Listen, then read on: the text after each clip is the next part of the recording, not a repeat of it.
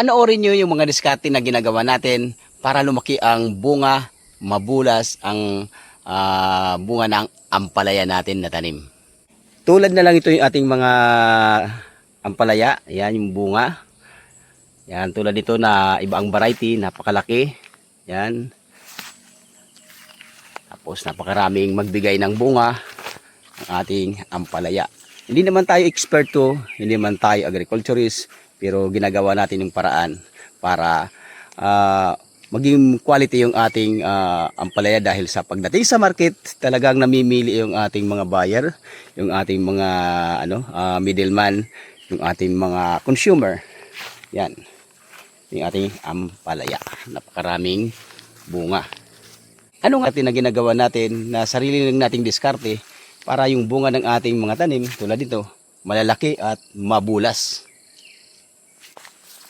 Well, ito yung ginagawa natin mga boss. Yan, isa lang sa technique na i-share natin ngayong araw ay yung pruning. Yan, ang pagpupruning natin ay maraming paraan. Una sa baba, sa pagbabawas ng dahon, pagtatanggal ng unang bunga ng ating ampalaya. And then, ito, yung isa na ating diskarte na ginagawa. Tulad na lang nito yung ampalaya natin. Ayan. Galaxy Max F1 po ang variety ng ating ampalaya. Yan, ito yung quality niya. Din, hindi nawawala yung mga pagkakataon na may mga bunga na deform. Ibig sabihin, hindi quality, baluktot. Tulad na lang ito. Oh. Yan, baluktot yung, yung bunga niya. Nauna ito, tapos may kasunod, baluktot. Tapos dito naman, baluktot uli. Ayan. Ang ginagawa natin mga boss para ito ay lumaki ang bunga, mabulas. Yan, medyo hahaba pa siya ng konti.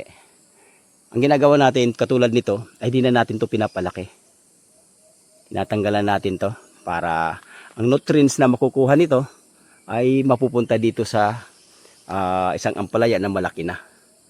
Yan, tatanggalin natin to. Ito yung mga diskarte natin dito para quality yung ating mga bunga. Yan, itong isa rin maliit pa pero baluktot na. Yan. Kaya yan yung mga ginagawa natin. Kaya yan. Palayan natin na malalaki. Yan yung diskarte natin mga boss. Short video lang tayo. Share natin, hindi naman tayo experto. Hindi man tayo sabi natin hindi tayo agriculturist. Pero ginagawa natin yung paraan para pag-aralan yung mga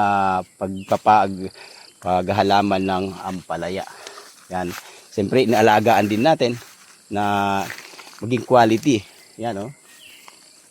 Yan. Marami pa tayong paraan na ginagawa dito sa pagpupruning.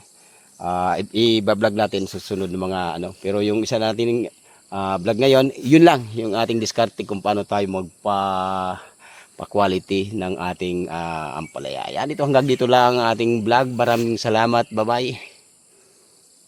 Ayan, yung ating ampalaya. Ito yung variety na mahaba talaga.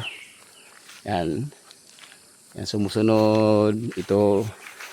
Ayan. Yun. Yan, puntahan natin yung ating Galaxy Max F1. Ito yung ating Galaxy Max F1. Yan, ganito siya mamunga. Napakarami. Yan naman. Yan, oh. Sunod-sunod yung bunga dito. Yan, papunta rito. Yan. Kasunod, malaki na to. Kasunod na kaagad. Andi na yan, oh. Tuloy-tuloy yung pamumulaklak. Sunod araw mag-harvest tayo. Ganito siya. Nakakawili talaga, oh. Bumunga.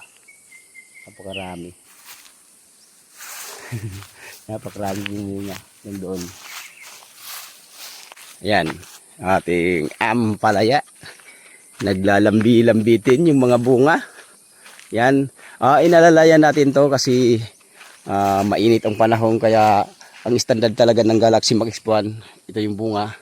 Pero mayroon mga pagkakataon na maliit talaga dahil sa init ng panahon. Ayan. Ganito yung ating nakapag-ani na pala tayo dito ng 6 na beses. Yan. Ang puno natin dito ay nasa 100 puno, 120 puno lang. Yan. Kunting-kunti lang. And then sunod panahon ay paramihin natin to. Yan.